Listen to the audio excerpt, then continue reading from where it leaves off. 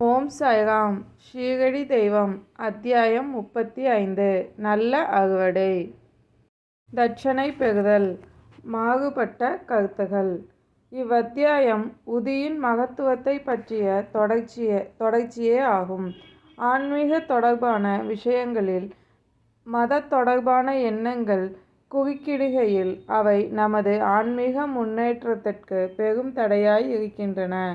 கடவுள் உருவமற்றவர் என கூறுபவர் கடவுள் உருவமுள்ளவர் என நம்புவது என்றும் தவறு.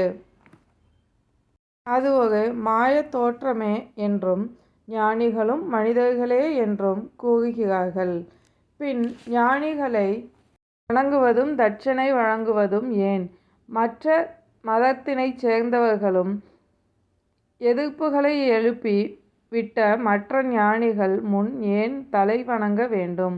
இதை போன்ற எதிர்ப்புகள் நம் சாயிபாபாவுக்கும் எழுந்தன. இப்போதும் அவர்களின் ஏளனமான குரல்கள் நம் செவிகளில் விழுகின்றன. சிலர் ஷீரடிக்கு சென்றபோது பாபா தட்சணை கேட்டதாகவும் அவர்கள் இம்முறையில் பணம் கேட்பது சிறந்ததா என்றும் இது போன்ற செயல் புரியும் அவர்களின் ஞானம் எங்கே போயிற்று என்றும் வினவுகின்றார்கள். ஆனால் இப்படியெல்லாம் ஏளனம் பேசியவர்களில் இருவர் ஷீரடியிலேயே தங்கிவிட்டனர்.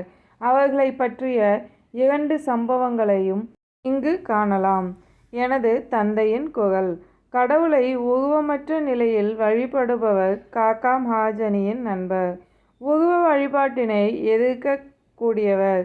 2 நிபந்தனைகளின் பேரில் அவர் ஒருமுறை விளையாட்டாக ஷீரடிக்கு வந்திருந்தார். அவர் காக்காவிடம் தான் பாபாவை பணிவதோ தட்சணை கொடுப்பதோ செய்ய மாட்டேன் என்ற 2 நிபந்தனை விதித்தார். காக்காவும் அவரின் 2 நிபந்தனைகளுக்கும் ஒத்துக்கொண்டார். அவர்கள் இருவரும் ஒரு சனிக்கிழமை இரவு பம்பாயிலிருந்து புறப்பட்டு ஷீரடிக்கு வந்தனர். மசூதி படிக்கட்டில் கால் வைத்தவுடனேயே அவர்கள் வருவதை தூரத்திலே கண்டுணர்ந்து சாயிபாபா இனிமையான சொற்களால் வரவேற்றார். ஏன் வந்தீர் ஐயா என பொருள்படும்படியாக காம் யாவேஞ்சி என்று சற்றே வித்தியாசமான முறையில் வித்தியாசமான குரலில் வரவேற்றார் பாபா. பாபாவின் குரல் காக்காவின் நண்பருக்கு தன் தந்தையாரின் குரலை நினைவுக்கு கொண்டு வந்தது. அக்குரல் அச்சே அசலாக அவர் தந்தையாரின் குரல் போன்றே இருந்தது. அவர் தந்தையாரின் குரலை நினைவூட்டியதால் சந்தோஷத்தில் அந்நண்பருக்கு உடல் புல்லரித்தது. அக்குரலுக்குதான் எத்தகு வியத்தகு சக்தி என வியந்தார் அவர்.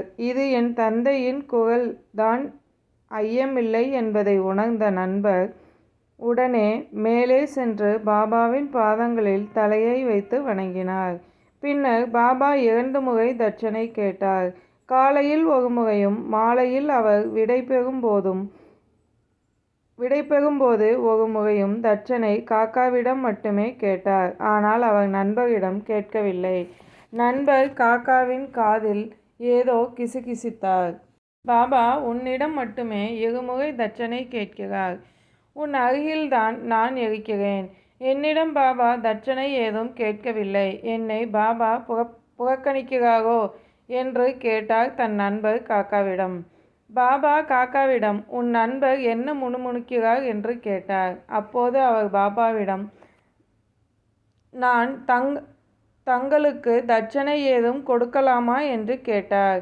அதற்கு பாபா உனக்கு தட்சணை கொடுக்க பிரியமில்லை, எனவே உம்மை கேட்கவில்லை. நீ இப்போது கொடுக்க பிரியப்பட்டால் கொடுக்கலாம் என்றார். அதன் பின் அவர் காக்கா அளித்த அதே 17 ரூபாய் தொகையினை தட்சணையாக அளித்தார். பின்னர் பாபா அவரிடம் தேலியின் சுவற்றை இடித்தால்தான் கோட்டை சுவர். நாம் ஒருவரை ஒருவர் முகத்திற்கு முகம் பார்க்கலாம், சந்தித்து பேசலாம் என்றார். வேற்றுமை உணர்வை நீக்கினாள். பின்னர் பாபா அவர்கள் புறப்படுவதற்கு அனுமதி அளித்தார். அப்போது வானிலை மப்பாகவும் இடி மின்னல் என பயமுறுத்தி கொண்டு இருந்தது. பாபா அவர்களுக்கு பத்திரமான பயணத்திற்கு உறுதியளித்தார். இருவரும் எவ்வித இடர்பாடுகளும் இன்றி பம்பாய் வந்து சேர்ந்தனர். அவர்கள் வீட்டிற்கு சென்று வீட்டின் கதவு ஜன்னல்களை திறந்தனர். அப்போது 2 பட்சிகள் தரையில் விழுந்து இறந்து கிடந்தன. ஒன்று மட்டும் ஜன்னல் வழியே வெளியே பறந்து சென்றது. அவர் ஜன்னலை திறந்து வைத்து விட்டு போயிருந்தால் 2 பட்சிகளும் காப்பாற்றப்பட்டிருக்கும். ஆனால் அவை தங்கள் விதியை எய்தின என்றும் 3வது பட்சியை காப்பாற்றவே பாபா தங்களை உடன் அனுப்பியிருப்பதாகவும் அவர்கள் கருதினார்கள். திராட்சைகள் சமர்ப்பணம் செய்த காக்கா. டக்கர் தரம்சி ஜோடாபாயி என்ற பம்பாய் வக்கீலின் கம்பெனியில் காக்கா மேலாளராக பணியாற்றி வந்தார். முதலாளியும் மேலாளரும் மிக நெருக்கமான உறவிலிருந்தனர். காக்கா அடிக்கடி ஷீரடிக்கு செல்வதும் அங்கு சில நாட்கள் தங்குவதும் பாபா அனுமதி அளித்த பின் திரும்புவதும் டக்கருக்கு தெரியும். எனவே விளையாட்டாக டக்கர் காக்காவிடம் தாமும் அவருடன் ஷீரடிக்கு வருவதாக கூறினார். பாபாவின் மகிமையை சோதிப்பதற்காகவே டக்கர் காக்காவுடன் ஷீரடி வர சம்மதித்தார். காக்காவும் ஷீரடியிலிருந்து உடனே திரும்புவதென்பது நிச்சயமில்லை என்பதால் அவர் தன்னுடன் துணையாக வேறு ஒருவரையும் அழைத்து கொண்டார். மூவரும் இணைந்து புறப்பட்டனர். காக்கா 2 சேர் காய்ந்த திராட்சையை பாபாவுக்கு அன்பளிப்பாக வழங்கினார். அவர்கள் உரிய நேரத்தில் ஷீரடிக்கு சென்றனர். மசூதிக்கு சென்று பாபாவின் தரிசனம் காண விழைந்தனர். அப்போது அங்கே பாபு சாஹிப் டக்கட்டும் இருந்தார். டக்கர் அவரிடம் இவ்விடம் வந்ததற்கான காரணத்தை விசாரித்தார். டக்கர் பாபாவின் தரிசனத்திற்காக தான் வந்தேன் என்றார். டக்கர் அவரிடம் இங்கு ஏதாவது அற்புதம் நிகழ்கின்றதா என கேட்டார். அதற்கு டக்கர் நான் அதனை நோக்கமாக கொள்வதில்லை. ஆனால் பக்தர்களின் தீவிரமான பிரார்த்தனைகள் யாவும் இவ்விடத்தில் நிறைவேறுகின்றன என்றார். விதையில்லாமல் மாறிய திராட்சைகள். காக்கா பாபாவின் முன் விழுந்து நமஸ்கரித்த பின்னர் அவருக்கு திராட்சையை சமர்ப்பித்தார். பாபா அத்திராட்சைகளை விநியோகிக்க கட்டளையிட்டார். டக்கருக்கு சில திராட்சைகள் அளிக்கப்பட்டன. அவருக்கு திராட்சை அவ்வளவாக பிடிக்காது. டாக்டர்களும் திராட்சையினை சரியாக கழுவாமல் உண்ணக்கூடாது என்று சொல்லியிருந்தனர். எனவே அவர் எப்படி இவற்றை உண்பது என திகைத்தார். அவர் திராட்சையை உண்ண மனமில்லாமல் சம்பிரதாயத்திற்காக அத்திராட்சைகளை வாயில் போட்டு கொண்டார். ஆனால் திராட்சையின் விதைகளை என்ன செய்வதென்று அவருக்கு தெரியவில்லை. மசூதியின் தரையில் துப்புவதும் அவருக்கு சரியாக படவில்லை. எனவே அவரது விருப்பத்திற்கு மாறாக அவ்விதைகளை அவர் தன் சட்டை பையில் போட்டுக்கொண்டார். பாபா ஒரு ஞானியாக இருந்தால் தனக்கு திராட்சையின் மீதுள்ள வெறுப்பை அறிந்திருக்க வேண்டும். அத்தோடு அதனை உண்ணச் சொல்லி வற்புறுத்தி இருக்கவும் கூடாது என எண்ணிக்கொண்டிருந்தார். இவ்வெண்ணம் அவர் மனதில் எழுந்ததும் பாபா அவருக்கு மீண்டும் சில திராட்சைகளை அளித்தார். அதை அவர் உடனே உண்ணும்படி கூறினார். அவரும் பாபாவின் வார்த்தைகளுக்கு கீழ்ப்படிந்து வாயில் போட்டு மென்றார். அவர் வியப்படையும்படி பாபா கொடுத்த அத்தனை திராட்சைகளும் விதைகளற்ற திராட்சைகளாயின. அவரே பாபாவின் அற்புதங்களை காண விரும்பினார். அதில் ஒன்றாக பாபா கொடுத்த திராட்சைகள் விதையற்ற திராட்சைகளாய் மாறியிருந்தன. பாபாவின் மகிமையை அவர் உணர்ந்து கொண்டார். மேலும் அவர் மகிமையை சோதிக்க விரும்பிய டக்கர் தன் அருகில் இருந்த டக்கரிடம் உங்கள் கையில் உள்ளது எவ்வகை திராட்சை என்றார். அவர் விதையுள்ள திராட்சை என்றார். அதை கேட்ட டக்கருக்கு மேலும் வியப்பாயிற்று. மேலும் தன் நம்பிக்கையை உறுதிப்படுத்தி கொள்ள நினைத்த டக்கர் பாபா ஒரு மகிமை உள்ள ஞானியாய் இருக்கும் பட்சத்தில் இந்த திராட்சையை முதலில் காக்காவிடம் கொடுத்திருக்க வேண்டும் என எண்ணினார். டக்கரின் இவ்வெண்ணத்தையும் நன்குணர்ந்த பாபா காக்காவிடம் இருந்து தொடங்கி மற்றவர்களுக்கு திராட்சையை விநியோகிக்க ஆணையிட்டார். இந்நிரூபணங்கள் யாவும் டக்கருக்கு போதுமானதாய் இருந்தன. பாபாவின் உபதேசம். டக்கரை தன் எஜமானர் என பாபாவிடம் அறிமுகப்படுத்தினார் காக்கா. அதற்கு பாபா, அவர் எங்கனம் ஒரு எஜமானராக இருக்க முடியும்? அனைவருக்கும் மேலே ஒரு எஜமானர் இருக்கிறாரே என்றார். பதிலுக்கு பாபாவின் பதிலை பாராட்டினார் டக்கர். தன் தீர்மானத்தை மறந்த டக்கர் பாபாவை விழுந்து வணங்கினார். பின்னர் வாதாவுக்கு திரும்பினார். மத்தியான ஆரத்தி முடிந்ததும் அவர்கள் பாபாவின் அனுமதிக்காக மசூதிக்கு சென்றனர். ஷாமா அவர்களுக்காக பேசினார். பின்னர் பாபா இவ்விதமாக உரைத்தார். நிலையற்ற புத்தியுள்ள ஒரு மனிதன் இருந்தான். அவன் செல்வம், ஆரோக்கியம் முதலியவை வாய்க்கப் பெற்றிருந்தான். மனவேதனைகளில் இருந்து விடுபட்டிருந்தான். எனினும் தேவையற்ற கவலைகளாலும் மனபாரங்களாலும் மன அமைதி இழந்தவனாய் சுற்றித் திரிந்தான். அவனது மனம் ஒரு நிலைப்பாட்டில் இல்லை. அவனிடம் இரக்கம் கொண்ட நான், நீ விரும்பும் ஏதாவது ஒன்றில், ஒரு குறிக்கோளில் உன் நம்பிக்கையை தயவு செய்து வை. ஏன் இவ்வாறு சுற்றுகிறாய்? அமைதியாக ஏதாவது ஒன்றை பற்றிக்கொள் என்றேன். பாபாவின் இவ்வுரைகளை கேட்ட டக்கர் பாபா கூறியவை யாவும் தனக்கானதே என எண்ணினார். காக்காவும் தன்னுடன் திரும்பினால் நலமாய் இருக்கும் என்று எண்ணிய உடனே பாபாவால் காக்காவும் உடன் அனுப்பி வைக்கப்பட்டார். டக்கரின் மன ஓட்டத்தை அறிந்ததால் பாபா காக்காவை அவர் எஜமானருடனேயே அனுப்பி வைத்தார். மற்றவரின் மனதில் உள்ளதை படித்தறியும் வல்லமையை பாபா பெற்றிருப்பதை மேலும் ஒரு நிரூபணமாக உணர்ந்தார் டக்கர். நல்ல அறுவடை. பின்னர் பாபா காக்காவிடம் இருந்து ரூபாய் 15 தட்சணையாக கேட்டு பெற்றார். அவர் காக்காவிடம், நான் யாரிடம் இருந்தாவது ₹1 தட்சணை பெற்றேன் என்றால் அவர்களுக்கு 10 மடங்காக திருப்பித் தர வேண்டியவன் ஆகிறேன். நான் ஒரு விலையில்லாமல் இலவசமாக தட்சணை பெறுவது கிடையாது. சீர்தூக்கி பாராமலும் யாரிடமும் தட்சணை பெறுவதில்லை. யாரை என் பக்கிரி சுட்டி காட்டுகிறாரோ அவரிடமிருந்து மட்டுமே நான் தட்சணை பெறுகிறேன். யாரேனும் என் பக்கிரியிடம், என் குருவிடம் கடன்பட்டிருந்தால் அவரிடமும் கேட்டு பெறுவேன். எதிர்காலத்தில் ஒரு கணிசமான அறுவடைக்கு முன்கூட்டியே அவரிடம் தட்சணை வாங்கப்படுகிறது. நல்ல அறுவடை செய்வதற்கே அவர்கள் இங்ஙனம் தட்சணை என்னும் விதையை விதைக்கிறார்கள். செல்வம் என்பது தர்மத்தின் செயல்பாட்டுக்காகவும் இருக்க வேண்டும். தன்னலத்திற்காக மட்டும் பயன்படுத்தப்பட்டால் அது வீணே.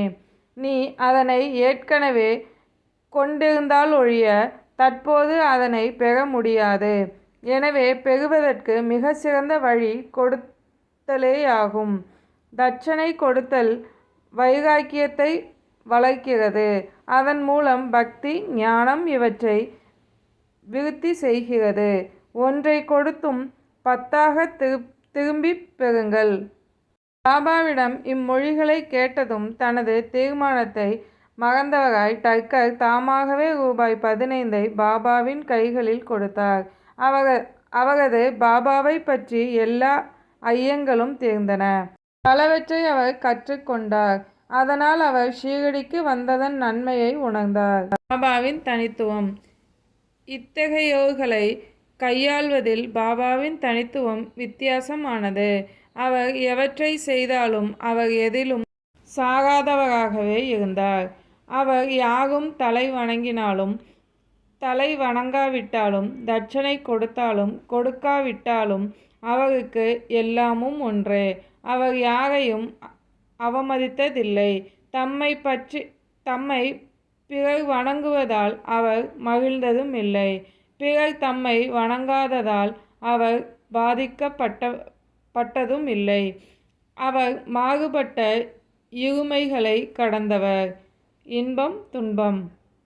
தூக்கமின்மை வியாதி அகன்றது. பாந்திராவில் காயஸ்த பிரபு ஜாதியை சேர்ந்த ஒருவர் நெடுநாள் தூக்கமின்மை வியாதியால் அவதியடைந்தார். அவர் படுக்கையில் படுத்தவுடனே அவர் இறந்து போன தந்தையார் அவர் கனவில் வந்து கடுமையாக திட்டினார். அதனால் அவர் உறக்கம் கலைந்து போனது. இதனால் இரவு முழுவதும் இருப்பு கொள்ளாமல் தவித்தார். ஒவ்வொரு நாளும் இவ்வாறு நடந்து கொண்டிருந்தது. அம்மனிதருக்கு என்ன செய்வதென்றே தெரியவில்லை. அவர் இது விஷயமாக பாபாவின் பக்தர் ஒருவரை கலந்தாலோசித்தார். அவராத நிவாரண சஞ்சீவினியாக உதி மட்டுமே அவர் அறிவார்.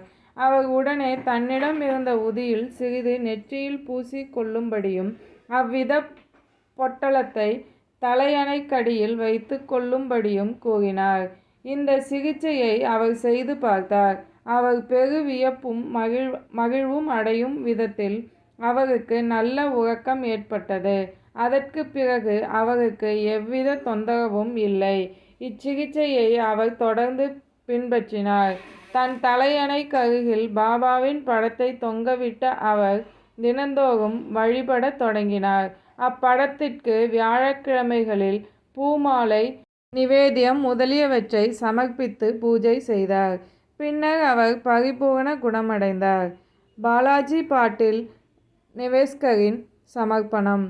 இவர் பாபாவின் பெரும் பக்தர். இவர் பாபாவுக்கு மிக சிறப்பான பணி ஆற்றினார். ஒவ்வொரு நாளும் பாபா நியமமாக நடந்து வரும் தெருக்களையும் பாதைகளையும் பெருக்கி தூய்மை செய்தார்.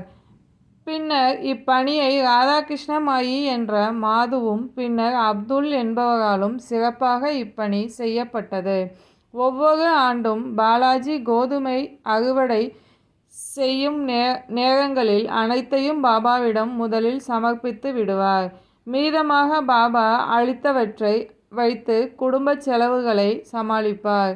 இதனை அவர் தொடர்ந்து பல ஆண்டுகள் செய்தார். அவருக்கு பின் அவர் மகனும் சமர்ப்பணத்தை தொடர்ந்தார். உணவு பாத்திரங்களில் போட்ட உதி. ஒருமுறை பாலாஜி என்பவருக்கு நடைபெற்ற திவசத்தில் அழைத்ததை விட 3 மடங்கு கூட்டம் அதிகமாகிவிட்ட காரணத்தால் உணவு பற்றாது போய்விடுமோ என்ற பயத்தில் இருந்தனர். பற்றாமல் போய்விட்டால் குடும்ப கௌரவம் பாதிக்கப்படுமே என்று எண்ணி கவலையுற்றனர் பாலாஜியின் மனைவி. அதற்கு அவளது மாமியார், பயப்படாதே, இது நம்முடைய உணவல்ல, இந்த உணவு சாயினுடையது. ஒவ்வொரு உணவு பாத்திரத்திலும் கொஞ்சம் உதியை போட்டு ஒரு துணியால் மூடு. மூடியை திறக்காமலே ஜனங்களுக்கு பரிமாறு. சாயி நம்மை இந்த அவமானத்திலிருந்து காப்பாற்றுவார் என அவளை தேற்றினார். தன் மாமியார் கூறியபடி அவளும் செய்தாள். அவர்கள் வியப்படையும்படியாக உணவு எல்லோருக்கும் போதுமானதாக இருந்ததோடு மட்டுமன்றி மீதமாகியும் இருந்தது. ஒருவன் எந்த அளவுக்கு அதிகம் மனம் ஒன்றிய அக்கறையுடன் பாபாவை உணர்கிறானோ அந்த அளவுக்கு அதிகமாக அவன் செயலுருவாக்கி காண்கிறான் என்னும் மொழி இவ்விஷயத்தில் நிரூபணம் ஆயிற்று.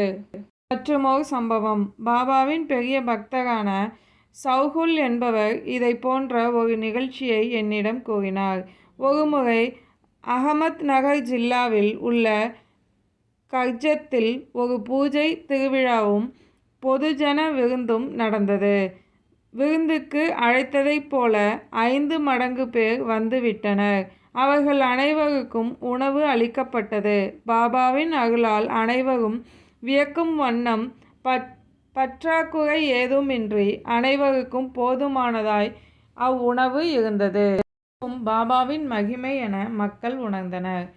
நாகமாக தோன்றிய பாபா. ஷீரடியை சேர்ந்தவர் ரகு பாட்டீல் என்பவர்.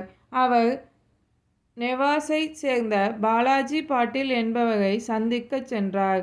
அன்று மாலை மாட்டுத் தொழுவத்தில் ஒரு பாம்பு சீறிக்கொண்டு உள்ளே நுழைவதை கண்டனர். பாம்பை கண்ட மாடுகள் பீதியடைந்து நகரத் தொடங்கின. வீட்டில் இருந்தவர்களும் இதனால் அச்சம் கொண்டனர். ஆனால் பாலாஜியோ சாயியே பாம்பாக தோன்றி இருக்கிறார் என்று எண்ணினார்.